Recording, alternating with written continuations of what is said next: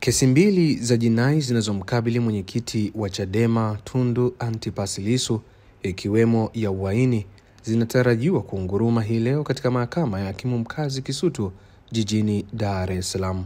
Mbali na shtaka hilo la uhaini, pia Lissu anakabiliwa na mashtaka kuchapisha taarifa za uongo mitandaoni.